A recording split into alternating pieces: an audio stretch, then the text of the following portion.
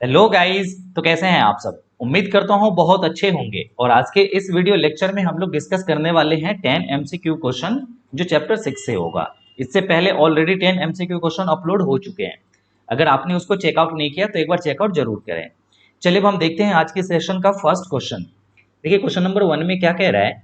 Diagonals of a trapezium ABCD with AB parallel DC intersect each other at point O if AB is equal to 2 times of CD, then ratio of area of triangle AOB to the area of triangle COD।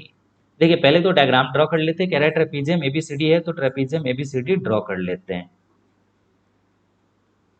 और trapezium होता क्या है? तो एक ऐसा quadrilateral जिसकी कोई एक पेयर ऑफ अपोजिट साइड्स क्या होनी चाहिए, पैरेलल होने चाहिए। एग्जैक्टली तो देखिए यहाँ पे हमने इसको पेयर बना दिया, एक पेयर ऑफ अपोजिट साइड जिसमें ए बी पैरेलल हमने ले लिया क्या, सी डी। क्वेश्चन में भी वही कह रहा है कि a b parallel c d है या डी सी है।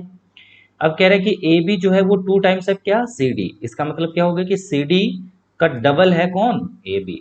तो वो तो देखने में भी लग रहा है कि सी डी छोटा है और ए बी बड़ा है, इसका 2 टाइम्स यानी डबल होगा। अब इसके डायगोनल्स एक दूसरे को ओ पर इंटरसेक्ट करते हैं। तो आप इसको इसका डायगोनल्स ड्रॉ करें। अब जैसे ड्रॉ करेंगे तो देखिए ये एक दूसरे को ओ पे इंटरसेक्ट करेगा।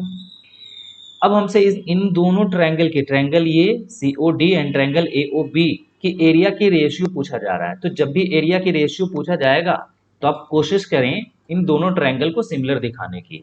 तो देखिए सिमिलर दिखाने के लिए एक एंगल हमें क्लियर दिख रहा है कि ये एंगल इस एंगल के इक्वल होगा।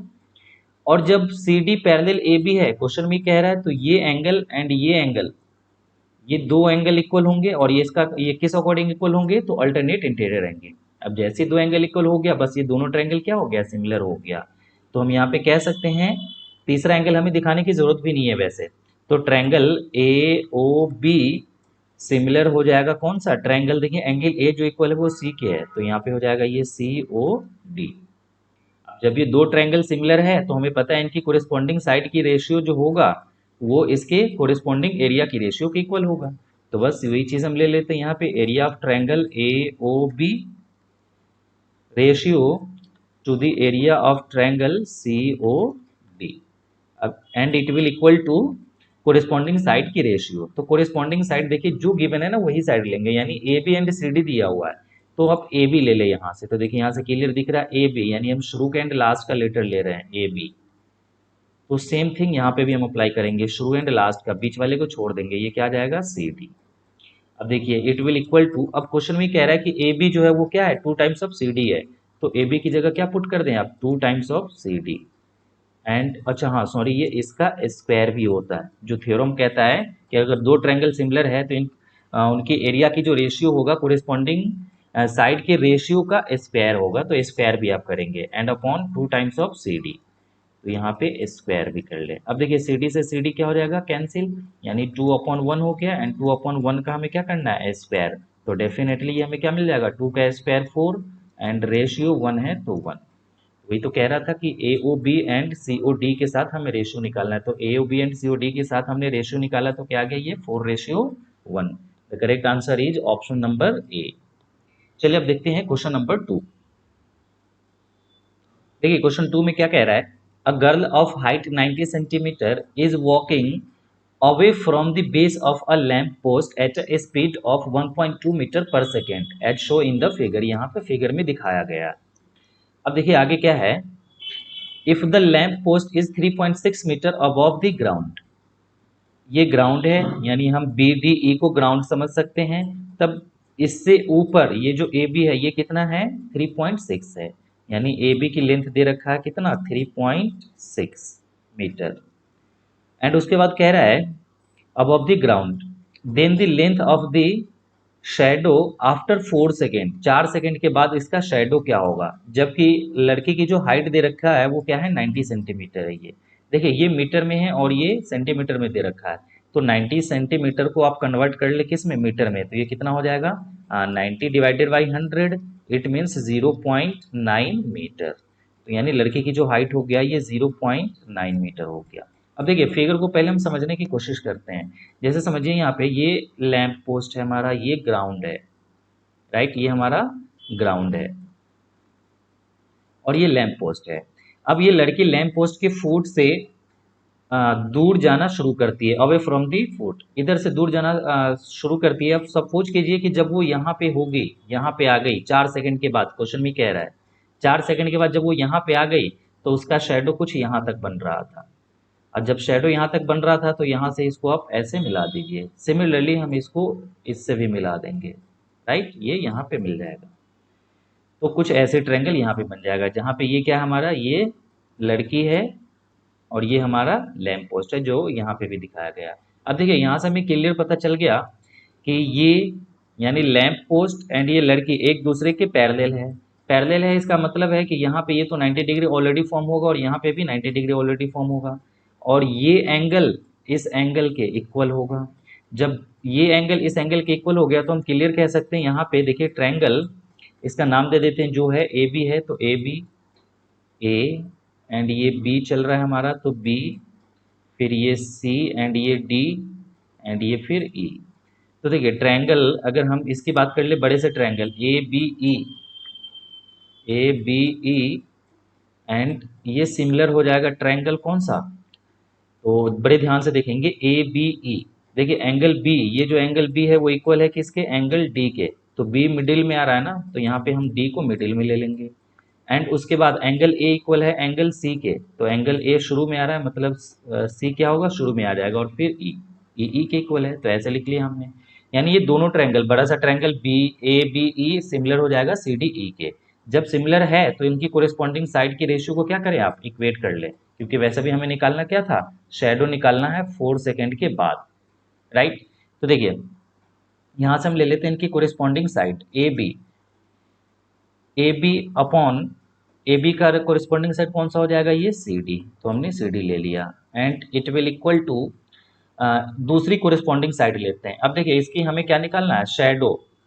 तो यहाँ पे क्लियर में ही कह रहा है यहाँ पे कि then length of the her shadow after 4 second, यानी 4 सेकेंड के बाद इसका शेडो क्या होगा वो बताना है।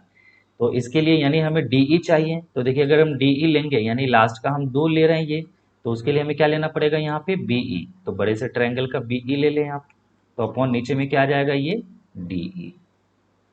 बस अब इसकी वैल्यू पुट करते हैं, तो देखिए ए बी कितना दे रखा है 3.6, तो 3.6 and upon c d 0.9 meter, तो 0.9 रख लेते हैं and it will equal to, अब यहाँ से देखिए क्या हो जाएगा ये बीई, बीई हमें नहीं पता है, बट यहाँ पे देखिए क्लियर दे रखा है कि जो लड़की है वो यहाँ से चलना शुरू करी है और किस स्पीड से चल रही है, तो 1.2 मीटर पर सेकंड की स्पीड से चल रही है और 4 सेकंड तक चलती है।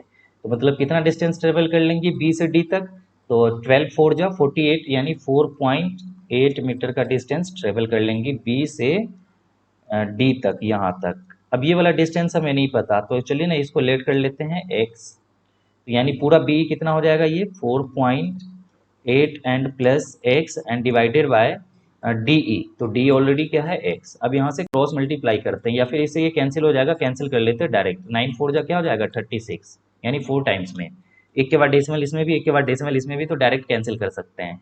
तो अब यहाँ से हमें क्या मिल जाएगा 4x क्रॉस मल्टीप्लाई करने पे is equal to 4.8 and plus x, इसको इसकी तरफ शिफ्ट कर लीजिए, तो 4x माइनस क्या हो जाएगा ये x and it will equal to 4.8, तो यहाँ से 3x इज इक्वल टू क्या मिल जाएगा 4.8, तो यहाँ से x निकाल लेते हैं, तो x इज इक्वल टू क्या मिल जाएगा 4.8 एंड डिवाइडेड बाय 3, तो इससे इसको कैंसिल करेंगे तो देखिए क्या मिल जाएगा, ये 16 होता है यानी 1.6, तो हमें शेडो ही तो निकालना था, यानी शेडो यही तो फॉर्म हो रहा है। अब शेडो कितना हो गया 1.6, द करेक्ट आंसर क्या हो जाएगा ये 1.6।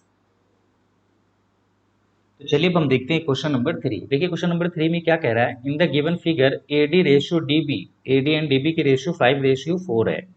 देन कह रहा है area of triangle D E F ratio area of triangle C F B, D E F यानी ये जो छोटा सा ट्रायंगल दिख रहा है ये, एंड उसके बाद है सी एफ बी ये ट्रायंगल, इन दोनों ट्रायंगल की एरिया की रेशियो पूछा जा रहा है।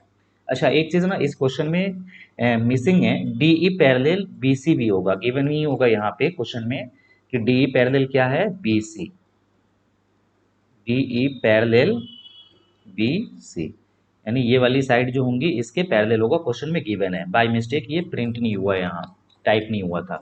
अब देखिए तब हमसे ये पूछा जा रहा है। अब आइए ऐसा करते हैं ना कि सबसे पहले हम यहाँ पे इस वाले ट्रायंगल को सिमिलर दिखाते हैं, क्योंकि हमें डायरेक्ट इसका और इसका कोई ये नहीं दिया हुआ है। इन दोनों ट्रायंगल को तो हम सिमिलर वैसे दिखा सकते हैं, यानी कि सी एफ डी और सी एफ बी को सिमिलर दिखा सकते हैं, बट इसकी किसी भी कोरिस्पॉन्डिंग साइड के रेशियो नहीं दे रखा है, तो फिर हम इसमें कुछ कर नहीं पाएंगे। इस वजह से हम सबसे पहले क्या करते हैं, triangle A B C and triangle ये छोटा सा ए डी ई को सिमिलर दिखाते हैं।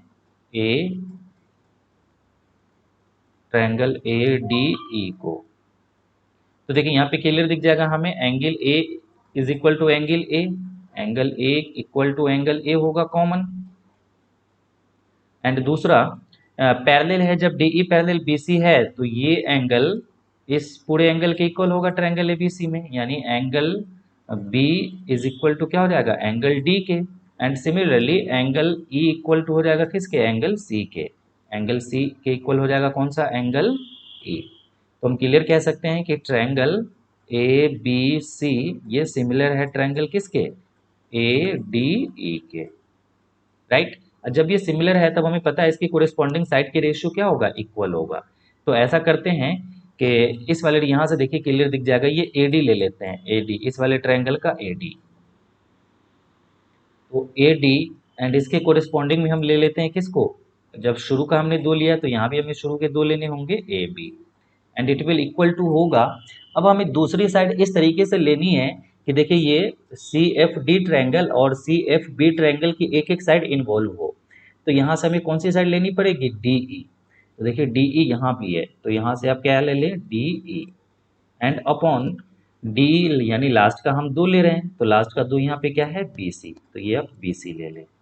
अब देखिए A D upon D B, A B, तो ए डी क्लियर दे रखा है यहाँ पे कि ए डी जो है वो क्या है, 5 है, एंड डी बी जो है वो 4 है ये, तो ए डी 5 है तो 5, एंड अपॉन नीचे में इस बार देखिए बड़े ध्यान से ए बी है, ए बी इट मीन्स कि ए डी प्लस हमें डी बी करना होगा, तो 5 + 4 that is 9, and it will equal to D E and upon 20।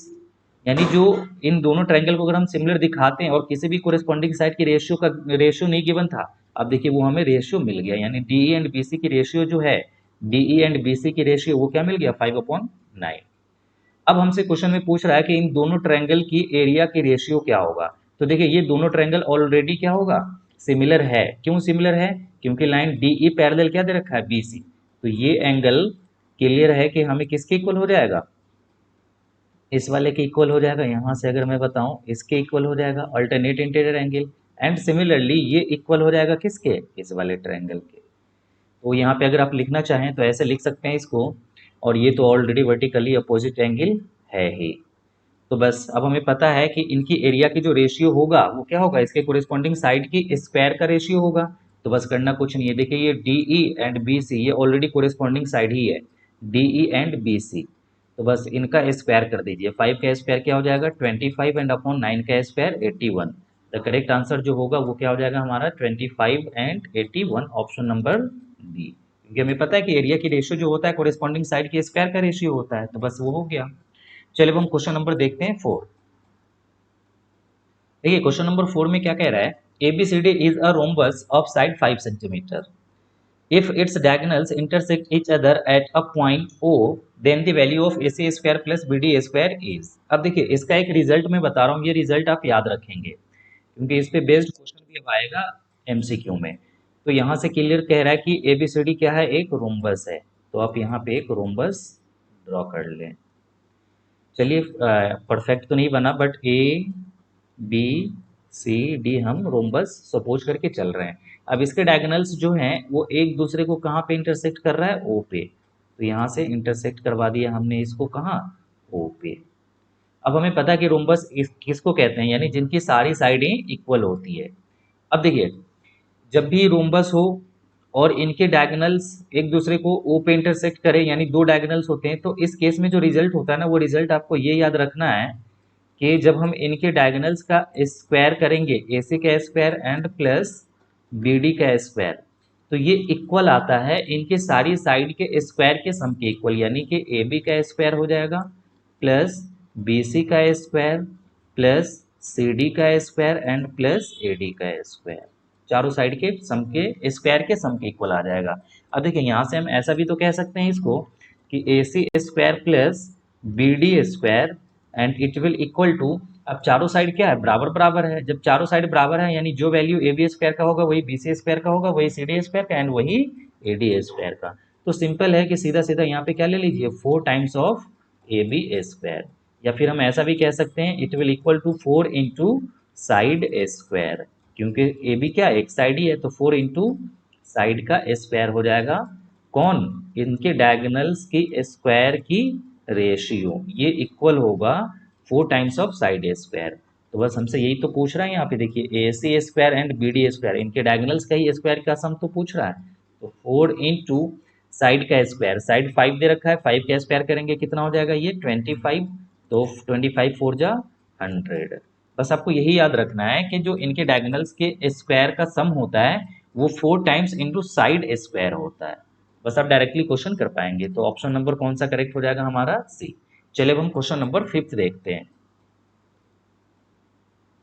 देखिए क्वेश्चन नंबर 5 में क्या कह रहा है, in the given figure A D ratio D B is equal to 1:4। A D and D B जो है वो 1 यूनिट 4 है, यानी ए डी ये 1 है एंड डी बी 4 है।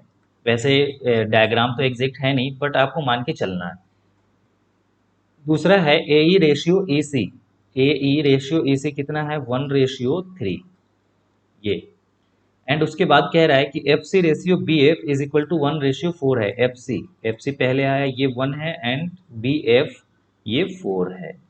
तब पूछा जा रहा है कि then which of the following pair of lines are parallel, तब कौन से लाइन पैरेलल होंगे, यानी डी पैरेलल बी सी होगा, ये D E parallel B C है, या फिर D F parallel A C है, या फिर ये पैरेलल ए बी है, या फिर कोई भी आंसर इसमें से नहीं है।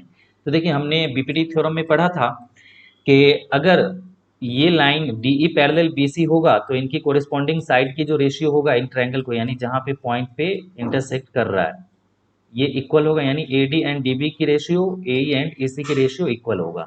तो एक चीज़ तो यहाँ क्लियर दिख रहा है कि ये 1 है, ये 1:4 है और ये 1:3 है, यहाँ पे ऐसी क्लियर नहीं दिखाई है हमें। अच्छा दूसरी तरफ से अगर हम इधर से देखते हैं कि अगर एफ ई पैरेलल ए बी हुआ तो इसका मतलब 1 रेशियो, अगर ये 4 है तो यहाँ पे भी 1:4 होना चाहिए, जबकि ये 3:1 है, तो भी नहीं हुआ।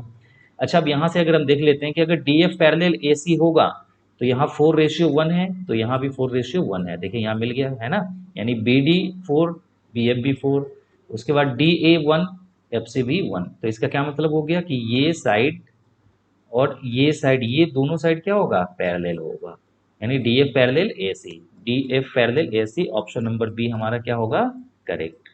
चलिए अब हम क्वेश्चन नंबर 6 देखते हैं। देखिए क्वेश्चन नंबर 6 में क्या कह रहा है, in the given figure angle S is equal to angle P R Q है। एंगल एस, ये जो एंगल है एस है ये पी आर क्यू इस वाले एंगल के इक्वल है।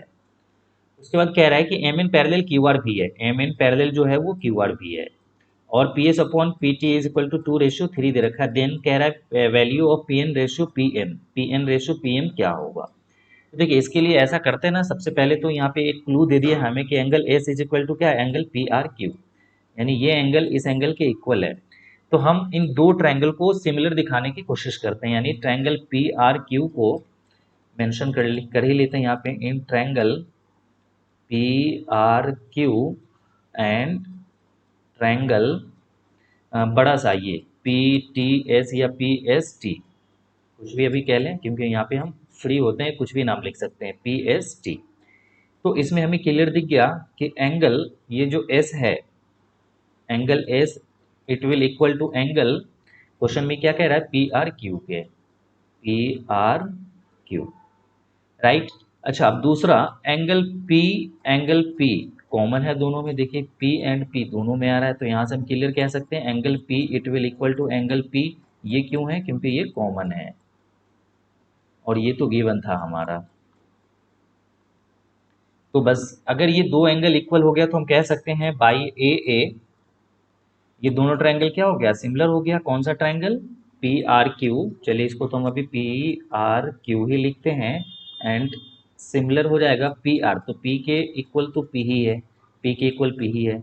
आर के इक्वल देखिए यहाँ पे आर के इक्वल कौन है, एस, तो यहाँ पे क्या आ जाएगा ये एस, एंड उसके बाद फिर टी, तो यहाँ पे बस एक बच गया टी, तो टी ही ले लीजिए ये। यानी क्लियर पता चल गया यहाँ से कि पी आर क्यू जो है, पी आर क्यू है वो इक्वल रेशियो सिमिलर ट्रायंगल है पी एस टी के। अगेन अब ऐसा करते हैं कि यहाँ पे अगेन देखिए क्या दिया हुआ है, M N parallel Q R, M N parallel Q R, तो क्यों ना अब इस वाले ट्रायंगल को भी हम सिमिलर दिखा लें। In triangle P M N, P M N and triangle ये बड़ा सा कौन सा क्यू आर दिया हुआ है, तो P Q R, P Q R. तो अब यहाँ से देखें क्या मिल जाएगा ये हमें, एम एन, जब ये पैरेलल दिया हुआ है इसका मतलब कि एंगल एम जो है वो एंगल क्यू के इक्वल होगा। अगर हम यहाँ पे सिंपली अगर शॉर्ट में लिखें angle M it will equal to angle Q. दूसरा एंगल एन जो होगा वो इक्वल होगा किसके, एंगल आर के, एंड उसके बाद angle P and angle P तो कॉमन ही है दोनों ट्रायंगल में, तो यहाँ से हम सिंपल यही लिख लेते हैं, चलिए angle P is equal to angle P. तो देखिए इधर अगर हम लिखते हैं ट्रायंगल कौन सा ही है,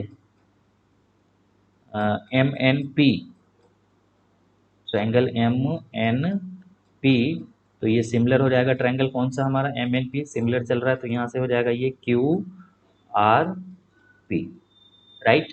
अब देखिए यहाँ से जरा, अब देखिए यहाँ पे ऐसा करते हैं ना कि यहाँ जो हमें मिल चुका है वो क्या मिला हुआ है, ट्रायंगल पी आर क्यू, तो इस वाले को भी हम क्या लिखना चाह रहे हैं, ट्रायंगल पी आर क्यू। देखिए हमने इसके ऑर्डर को रिवर्स कर दिया, पी आर क्यू, तो इधर भी करना पड़ेगा पी, तो ये पी क्या हो जाएगा, पहले आ जाएगा ट्रायंगल पी, एंड पी के बाद क्या आया आर, तो पी के बाद यहाँ एन है तो एन आ जाएगा, एंड फिर एम लास्ट में चला जाएगा, ये भी तो सिमिलर हो जाएगा। इसी को अगर हम ऐसे लिखना चाहते हैं, अब माइंड में आएगा पर ऐसे लिखना ही क्यों है, तो देखो सीधी सी बात है, यहाँ पे हमें क्लियर दिख गया कि ट्रायंगल पी आर क्यू जो है वो सिमिलर है पी एस टी के, और यहाँ पे ट्रायंगल पी आर क्यू जो है वो सिमिलर है पी एन एम के। इसका क्या मतलब हो गया कि triangle P S T and triangle P N M ये दोनों भी क्या हो गया, सिमिलर हो गया। जब सिमिलर हो गया तो हम कह सकते हैं, यानी इक्वेशन यहाँ से बना के कि इक्वेशन वन एंड ये equation two, from one and two हमें क्या मिल जाएगा, triangle P S T, P S T similar triangle कौन सा, P N M, P N M, ये सिमिलर मिल गया। और जब ये सिमिलर मिल गया तब इसकी कोरेस्पॉन्डिंग साइड की रेशियो क्या होगा, इक्वल। तो देखिए पी एस एक दिया हुआ है तो एक तो आप पी एस ले ही लें, पी एस अपॉन, तो पी एस के सिमिलर कौन सा हो जाएगा, पी एस लास्ट का शुरू का हम दो ले रहे हैं तो शुरू के दो कौन है, पी एन, तो यहाँ पे पी एन आ गया, and it will equal to, दूसरा पी टी है तो हमें पी टी लेना होगा, यानी कि फर्स्ट एंड थर्ड लेटर लेना पड़ेगा इस ट्रायंगल का, पी टी, तो वही चीज़ हम यहाँ भी लेंगे, फर्स्ट एंड थर्ड लेटर कौन सा हो जाएगा, पी एम। अब बस अब देखिए यहाँ पे क्लियर जो रेशियो दिया हुआ है वो P S upon P T है, तो इसको जब आप क्रॉस मल्टीप्लाई करके अरेंज करेंगे ना तो आपको मिल जाएगा P S upon P T, यानी देखिए पी एस है तो इसके डिनोमिनेटर में पी टी आ जाएगा, सिमिलरली पी एन है तो इसके डिनोमिनेटर में क्या आ जाएगा, पी एम, तो इट विल इक्वल टू क्या हो जाएगा, P N and upon P M.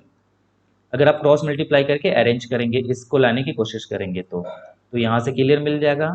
अब अगेन देखिए ये P S upon P T कितना दे रखा है, 2/3, तो 2/3 and it will equal to क्या होगा, P N and upon P M. ये तो पूछ रहा था हमसे कि P N ratio P M कितना होगा, तो ये भी क्या होगा, 2:3 हो जाएगा, ऑप्शन नंबर ए। चलिए अब हम क्वेश्चन नंबर 7 देखते हैं। देखिए क्वेश्चन नंबर 7 में क्या कह रहा है, in triangle A B C similar D E F and A B is equal to 4 centimetre है, डी 6 सेंटीमीटर है, E F 9 centimetre, F is 12 centimetre है, then perimeter of triangle A B C is. अब हमें पता है perimeter कह रहा है, यानी कि दोनों ट्रायंगल सिमिलर है, तो perimeter of triangle A B C इसकी रेशियो इक्वल होगा पेरीमीटर ऑफ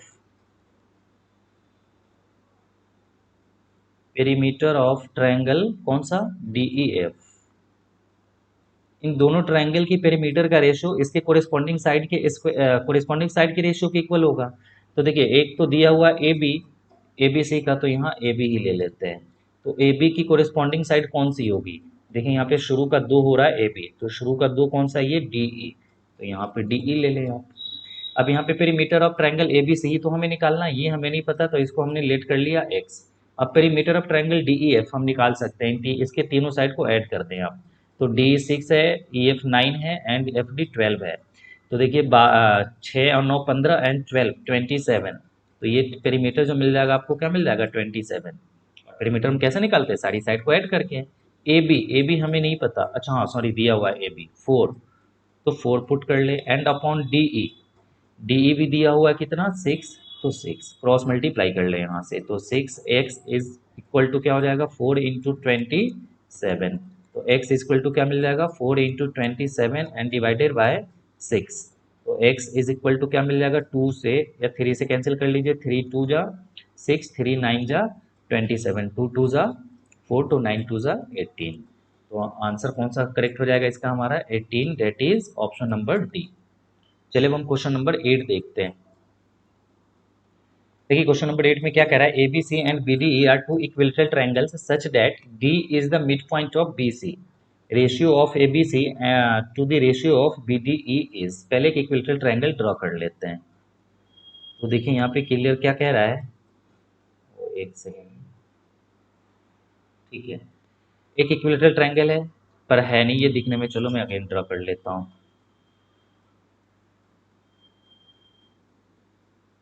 ठीक है, एक इक्विलेटरल ट्रायंगल है A B C, A B सी। उसके बाद क्या कह रहा है कि डी मिड पॉइंट है बी सी का। ये डी जो है ये मिड पॉइंट हो गया बी सी का, चलिए हमने इसको अंदर में ले लिया। तब कह रहा है बी सी का ए बी सी एंड देखिए दूसरा ट्रायंगल का नाम क्या है बी डी ई। बी ये हमारा पॉइंट हो गया बी डी ई। ई अब ई किधर होगा, तो आप इसको अंदर में भी ले सकते हैं या बाहर भी ले सकते हैं, पर मैं बाहर ले रहा हूँ। और क्वेश्चन में क्लियर कह रहा है कि बी डी ई भी क्या है, एक इक्विलेटरल ट्रायंगल है, मतलब इसकी भी सारी साइडें इक्वल होंगी। अब इन दोनों ट्रायंगल की हमें एरिया की रेशियो बतानी है। तो देखिए हमें पता है कि दो जितने भी इक्विलेटरल ट्रायंगल्स हैं वो ऑलवेज क्या होगा, सिमिलर होगा, क्योंकि उसके सारे एंगल 60 डिग्री के होते हैं जितने भी इक्विलेटरल एंगल्स होंगे। तो यहाँ से हम क्लियर कह सकते हैं कि area of triangle A B C बड़ा सा, एंड ये रेशियो अगर हम लेते हैं area of triangle B D E, ये पॉइंट हमारा ई होगा, बी डी ई ये इक्वल होगा कोरिस्पॉन्डिंग साइड के। तो कोरिस्पॉन्डिंग साइड इसके चलिए ले लेते हैं, यहाँ पे क्लियर ही कह रहा है। इसका ए बी हमने ले लिया, तो ए बी एंड अपॉन इसकी कोई भी साइड ले सकते हैं, कोरिस्पॉन्डिंग ही होगा। तो ए बी एंड इसके नीचे में कौन सा ले लेते हैं बी डी, ये राइट। वैसे आप कोई भी साइड ले लेंगे क्योंकि सारी साइडें इक्वल ही होने वाली है। अब ए बी यहाँ पे क्लियर कह रहा है कि ए बी ये जो है ए बी सी एक इक्विलेटरल ट्रायंगल है, तो हम ए बी की जगह क्या ले सकते हैं, ये बी सी भी तो ले सकते हैं। तो ए बी की जगह आप बी सी पुट कर लें, B C and upon B D. अब क्वेश्चन में कह रहा है कि ये जो डी है ये मिड पॉइंट है।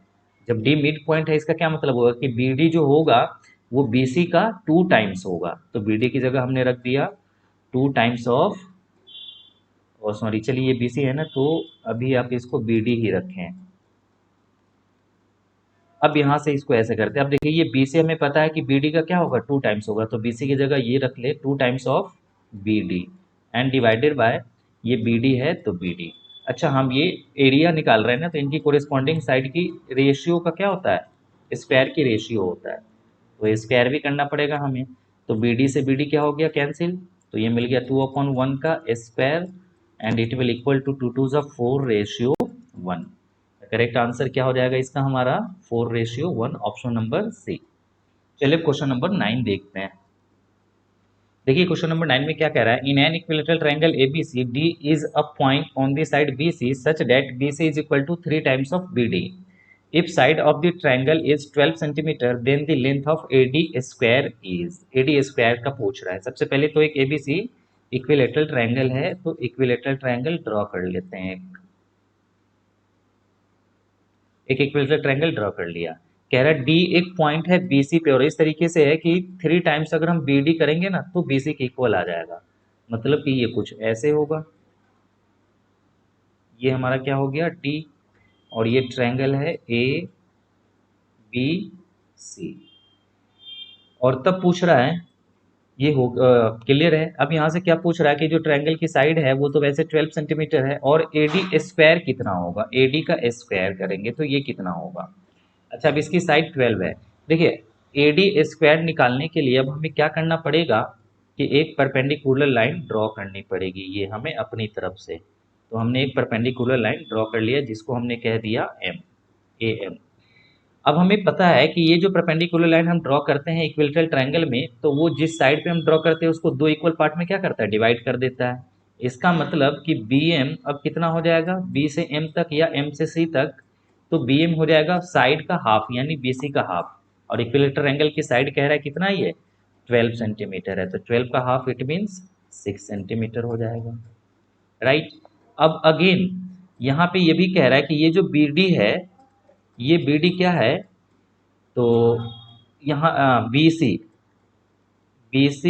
इज इक्वल टू है 3 टाइम्स ऑफ BD। तो यहाँ से हम ऐसा भी तो कह सकते हैं कि BD जो होगा वो क्या होगा, 1/3 टाइम्स ऑफ BC। तो BD कैलकुलेट कर लीजिए यहाँ से, BD इज इक्वल टू क्या हो जाएगा, 1/3 टाइम्स इंटू BC। BC पूरा 12 होगा ये, क्योंकि कैलकुलेटर एंगल की साइड है, तो 3 4 जा कितना हो गया, 12, यानी BD जो मिल गया हमें वो 4 सेंटीमीटर मिल गया। अब देखिए B से D तक हमें 4 मिल गया, और B से M तक पूरा कितना है, 6 है।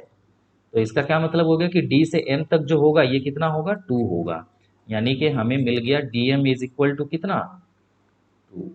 और जब DM 2 मिल गया, और अब हम ये वाली साइड अगर हम निकाल ले AM, तो यहाँ पे राइट एंगल ट्रायंगल बन रहा है, यानी ट्रायंगल ADM एक राइट एंगल ट्रायंगल है। पाइथागोरस थ्योरम अप्लाई करके हम AD निकाल सकते हैं। तब हम कौन सा निकालेंगे, AM। और AM क्या है, इक्विलेटरल ट्रायंगल की हाइट भी कहलाती है। तो हमें पता है कि हाइट ऑफ इक्विलेटरल ट्रायंगल वो क्या होता है, तो वो होता है हमारा √3/2 इंटू साइड। तो साइड कितना है, 12, तो यहाँ हमने 12 मेंशन कर लिया। और हाइट कौन सी है, AM, तो 2 से ये कैंसिल होकर क्या आ जाएगा, 6। इट मीन्स कि AM it will equal to कितना हो जाएगा, 6√3। हमने AM निकाल लिया। अब अप्लाई कर लेते हैं ट्रायंगल किसमें, इन ट्रायंगल ADM, ADM में, इन ट्रायंगल ADM। तो ADM में AD हमारा क्या है, हाइपोटेनियस है। क्यों, क्योंकि 90 डिग्री का जो एंगल बन रहा है वो यहाँ पे बन रहा है। अगर हम इसको अलग से अगर दिखाना चाहें तो ये कुछ ऐसा है, तो 90 डिग्री तो यहाँ पे हमारा बन रहा है। और ये वाली साइड हमें कितना मिल गया, 6√3, और ये वाली साइड मिल चुका है कितना, 2। अब हमें ये निकालना है, तो ये हाइपोटेनियस है। हाइपोटेनियस का कैसे निकालते हैं, तो बस दोनों छोटी साइड का स्क्वायर करके ऐड कर देते हैं। तो देखिए अगर हम स्क्वायर करेंगे तो कितना मिल जाएगा यहाँ से हमें। सबसे पहले तो चलिए इसका नाम भी दे ही देते हैं। यहाँ पे ये क्या है हमारा, ये तो D है, ये M है, और ये A है।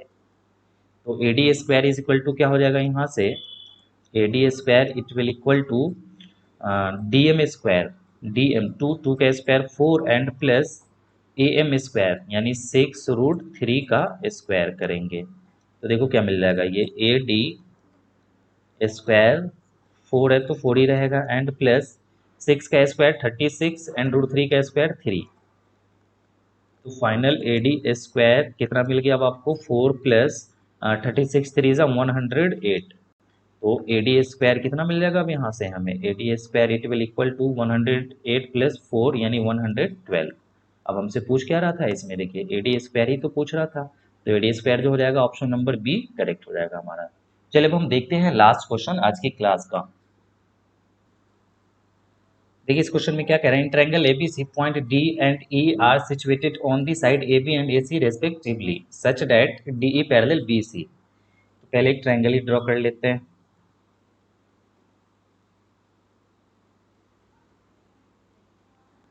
देखिए ये एक ट्रायंगल ABC है, ABC, इस पे कह रहा है D एंड E दो पॉइंट है AB एंड AC पर, AB एंड AC पर,